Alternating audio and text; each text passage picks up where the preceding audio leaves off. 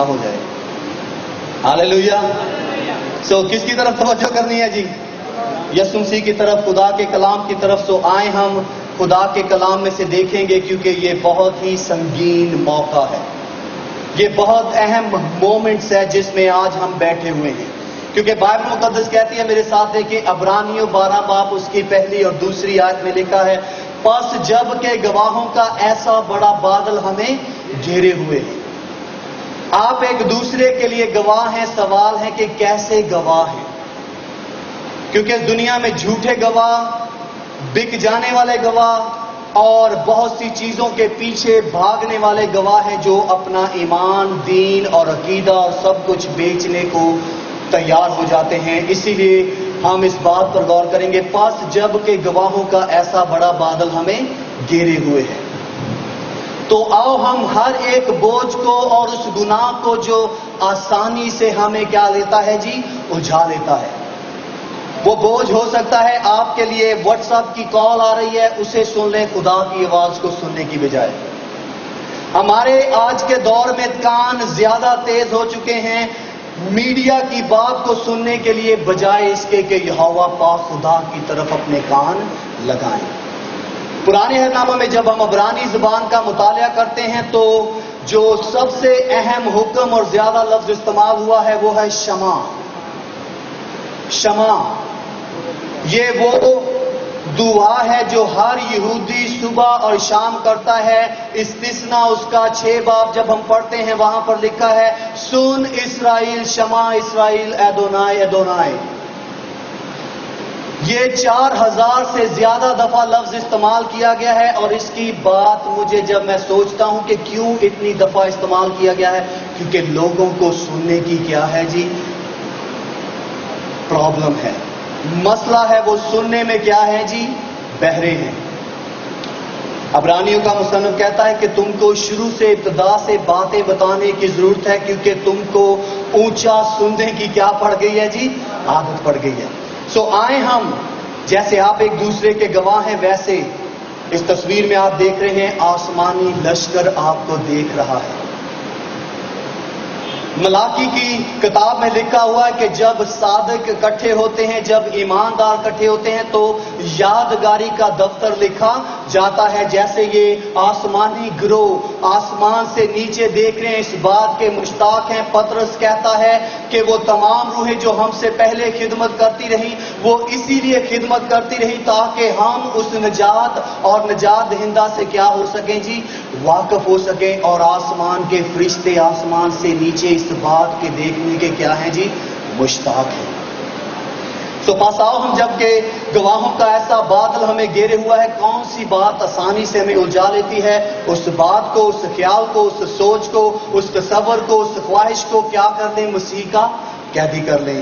دوسرا کرنتھیوں 10 باب اس کی 3 اور 5 آیت میں پالوس رسول کہتا ہے، بے شک ہم جسمانی ہیں لیکن ہمارے لڑائی کے ہتھیار جسمانی نہیں بلکہ روحانی ہیں، اور خدا کے حضور قلعوں کو ڈھا دینے کے قابل ہیں. پاس آؤ ہم ہر ایک سوچ اور خیال اور تصور کو کیا کر لیں؟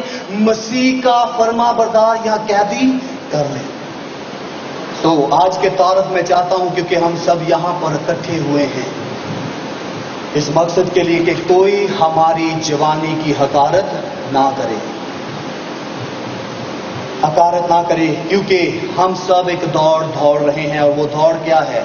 اس دوڑ میں صبر سے دوڑیں جو ہم سب کو درپیش ہے. ہم سب دوڑ رہے ہیں. بائبل مقدس میں ایمانداروں کو مختلف طریقوں سے بیان کیا گیا ہے. پالوس رسول کہتا ہے، پہلا کرنتھیوں 9 باب اس کی 23 سے 25ویں آیت تک، وہ کہتا ہے، پس تم بھی ایسے دوڑو تاکہ جیتو. کیونکہ دوڑ میں دوڑتے تو سبھی ہیں لیکن انعام ایک ہی لے جاتا ہے. وہ کہتا ہے اس دوڑ کو کیا کریں جی؟ صبر کے ساتھ دوڑیں. اور دوسری آیت میں لکھا ہے اس دوڑ میں دوڑنے کا ہمارا فوکس کیا ہے جی؟ فوکس کیا ہے؟ چھوڑ دیں اسے جی، تھوڑا سا پیچھے کر کے رکھ دیں. فوکس کیا ہے؟ خداوند یسوع مسیح. ایمان کے بانی اور کامل کرنے والے یسوع مسیح کو تکتے رہیں، کیونکہ اس نے کیا کیا ہے جی؟ ہمارے لیے ایک بڑا زبردست نمونہ پیش کیا ہے. آج کے دور میں ہمیں اس کی مثال کو ماننے کی، جاننے کی اور اس کے پیچھے چلنے کی کیا ہے جی؟ ضرورت ہے. سو یاد رکھیں، جتنا بھی وقت ہم یہاں پر گزاریں گے اس سارے وقت میں کیا ہے جی؟ خدا کے فرشتگان ہمیں دیکھ رہے ہیں. اور میں آپ کو جیسے پالوس کہتا ہے خدا کے کلام کے مطابق کہتا ہوں، اپنی بات نہیں، خدا کے کلام کے مطابق کہتا ہوں، کیونکہ یہ 11 باب کے جتنے بھی گواہ ہیں اس میں موسیٰ، ایلیا، یوحنا، پطرس، یعقوب، ایوب، سیمسن اور بہت سے بے شمار خدا کے بندے اور بندیاں کیا ہیں؟ آسمان سے اپنی گردن کو جھکا کر کیا کرتے ہیں؟ نظر کرتے ہیں. کیونکہ پالوس رسول جب اس بات کو لکھتا ہے، بہت سے علماء کہتے ہیں کہ جی عبرانیوں کا خط پالوس کا خط نہیں، ہر ایک کا اپنا نظریہ ہے. میں اس بات کو ان 600 پرنٹ جو ملتے ہیں، ہمیں فنگر پرنٹ ملتے ہیں، وہ کس کے ہیں جی؟ پالوس رسول کے عبرانیوں کے خط کا جب آپ مطالعہ کرتے ہیں. تو میں سارا وقت آج اس پر نہیں گزاروں گا، کیونکہ ہم یہاں پر اکٹھے ہوئے ہیں کہ کوئی تمہاری جوانی کی حقارت نہ کرے. تو پہلی بات یاد رکھیں کہ گواہ ہمیں دیکھ رہے ہیں، اور وہ گواہ بہت سے ایماندار ہیں، نئے اور پرانے عہد نامے کے، اور بہت سے فرشتگان جو خدا کے اور کس کے ہیں جی؟ ابلیس کے. اس کے تہائی فرشتے جو آسمان سے گرائے گئے ہیں وہ اس بات میں مصروف ہیں کہ ہمیں آسانی سے الجھا لیں. سو آئیں ہم آگے بڑھیں اپنی اسٹڈی کی طرف، اور میں چاہوں گا کہ اس ماحول میں ہم کس پر غور کریں جی؟ اپنے مرکزی حوالے پر. پہلا تموتھیوس 4 باب اس کی 11 اور 12 آیت، وہ اپنے روحانی فرزند تموتھیوس کو یہ بات لکھتے ہوئے پالوس کہتا ہے کہ ان باتوں کا حکم کر اور تعلیم دے.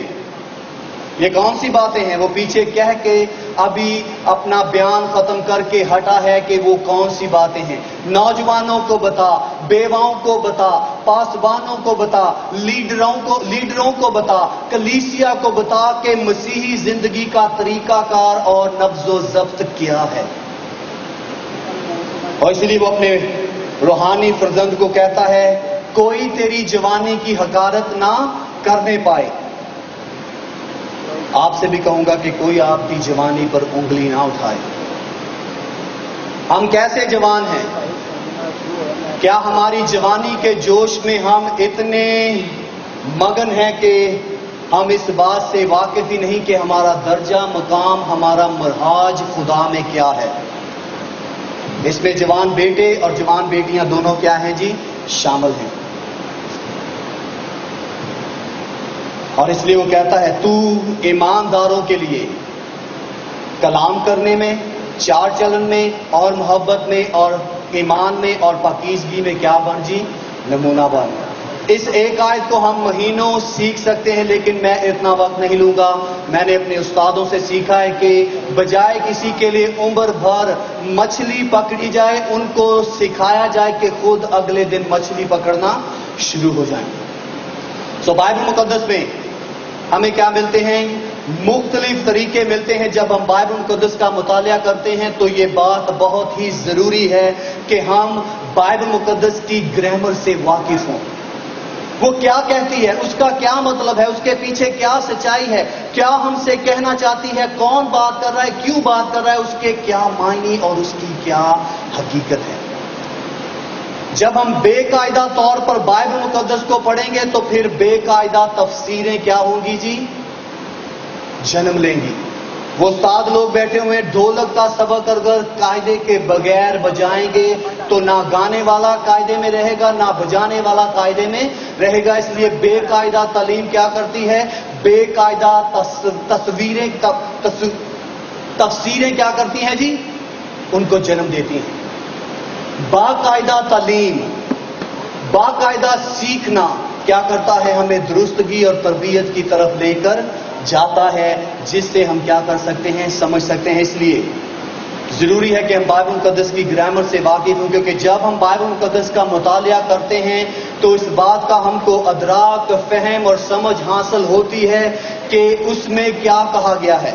مثال کے طور پر ابھی ابھی جو حوالہ پڑا ہے کہ کوئی تیری جوانی کی حقارت نہ کرے، اس میں جو سوال پہلا ہے کہ پالوس رسول جب یہ بات کرتا ہے کیا یہ کوئی حکم ہے یا نصیحت ہے یا نبوت ہے یا پھر کوئی روحانی انتباہ ہے یا پھر درخواست یا کوئی منفی یا مثبت کیا ہے جی حکم ہے؟ حال کی، ماضی کی، مستقبل کی کیا بات ہو رہی ہے؟ درخواست ہو رہی ہے، مناجات ہو رہی ہے، بھیک مانگی جا رہی ہے، کیا بات ہے؟ یہ بہت ضروری ہے بائبل مقدس کے پڑھنے والوں کے لیے، سننے والوں کے لیے، اور جسے پڑھا جا رہا ہے، کیونکہ کوئی ہماری جوانی کی حقارت نہ کرے۔ جوانی کی حقارت بہت سی باتوں میں ہو سکتی ہے، ہمارے چال چلن میں ہو سکتی ہے، ہمارے ایمان سے ہو سکتی ہے، ہمارے اٹھنے بیٹھنے ہو سکتی ہے، ہماری زندگی کے گزارنے کے اس عمل سے ہو سکتی ہے جس سے لوگ دیکھ کر کہیں گے مسیحی نہیں۔ سو آئیں چند لمحوں کے لیے اس بات پر غور کریں، کوئی تیری جوانی کی حقارت نہ کرے بلکہ تو ایمانداروں کے لیے کلام کرنے اور چال چلن اور محبت اور ایمان اور پاکیزگی میں کیا بن جی؟ نمونہ بن۔ یہاں پر جو بات کر رہا ہے پالوس رسول، وہ انگلش میں جو لفظ ہم دیکھتے ہیں وہ کیا ہے جی؟ Imperative mood. یہ وہ صیغہ امر ہے جسے واجب، ضروری، لازمی یا اہم یا حکمیانہ کیا ہے جی؟ مزاج ہے کہ تم اسے کرو۔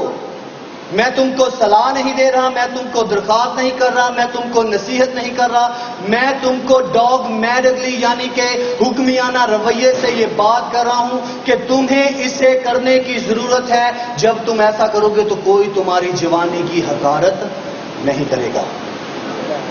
اس لیے ان باتوں سے ہمیں واقف ہونے کی ضرورت ہے۔ اور دوسرا حوالہ جو ہم سیکھ رہے ہیں وہ کیا ہے جی؟ 5 حکم ہیں نئے عہد نامہ میں سے۔